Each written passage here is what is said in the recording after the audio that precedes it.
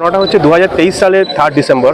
আমার ভাই যখন বাড়ি ফিরছিল তখন পাশের বাড়ির এই নৃশংস পিন্টু রুইদাস, নমিতা রুইদাস, বিশ্বেশ্বর রুইদাস ও মহেশ্বর রুইদাস এরা ভাইয়ের উপর লোহার রড বিভিন্ন প্ল্যান ওয়েপন দিয়ে অ্যাটাক করা শুরু করে এবং ভাইকে বাঁচাতে গিয়ে বাবা এবং মা এগিয়ে তাদের উপর প্রচণ্ড মারধর করে এবং পরবর্তীকালে তারা এতটাই ভয়ানক ছিল তাদের এই পাশবিক অত্যাচারের সময় কেউ তাকে বাঁচাতে আসতে পারেনি এই ভয়ে যে তাদের উপর অ্যাটাক করবে।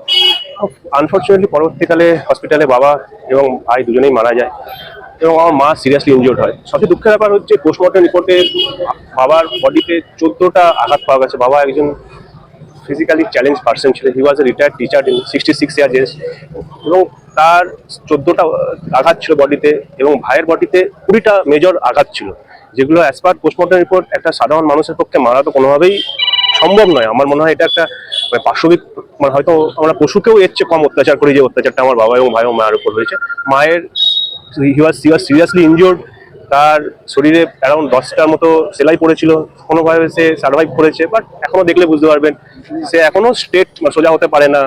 তার এখনো শরীরে প্রচুর ডিফিকাল্টিস হয়ে গেছে, প্রচুর ট্রিটমেন্ট করানো সত্ত্বেও। পরিকল্পনা মারা ছিল এটা পরিকল্পনা মারা ছিল, কারণ আমাদের একটা জমি তারা দখল করে কিছুটা বলতে পারেন যে মিউনিসিপ্যালিটির তৎকালীন মিউনিসিপ্যালিটির কিছুটা এতেও তারা একটা আমাদের জায়গা দখল করে সেখানে সরকারি প্রজেক্টের জন্য কিছু টাকা পেয়েছিল। সেই টাকা অনুসারে তারা বাড়িটা তৈরি করে। পরবর্তীকালে হাইকোর্টের অর্ডারে সেই বাড়ি ভাঙা অর্ডার এলে তারা আমাদেরকে এটাই বলে যে যদি তাদের বাড়ি ভাঙা হয় তাহলে তারা আমাদের পরিবারকে শেষ করে দেবে এবং শেষ পর্যন্ত তারা সেটাই করলো, আমার পরিবারটাকে শেষ করে দিল। হয় আমার মনে হয় যে এই অন্যায় অবিচারগুলো সাধারণ মানুষের প্রতি বন্ধ হওয়াটা উচিত। অ্যাকচুয়ালি বাবা একজন এখানে একটা রেপুটেড স্কুলে এত বছর শিক্ষকতা করেছেন, এত তার ছাত্র আছে।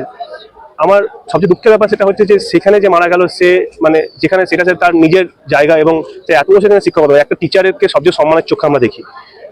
সেই সম্মানীয় ব্যক্তিটাকে যখন সেভাবে করতে হলো, এবং আমার ভাই হচ্ছে 29 ইয়ার্স ওল্ড, তার রেজিস্ট্রি ম্যারেজ জাস্ট হয়েছিল, সোশ্যাল ম্যারেজও হয়নি, 1 বছরও হয়নি রেজিস্ট্রি ম্যারেজ। সোশ্যাল ম্যারেজের ডেট অ্যারাউন্ড ফিক্সড হয়েছিল, তার আগে এসে মারা গেল।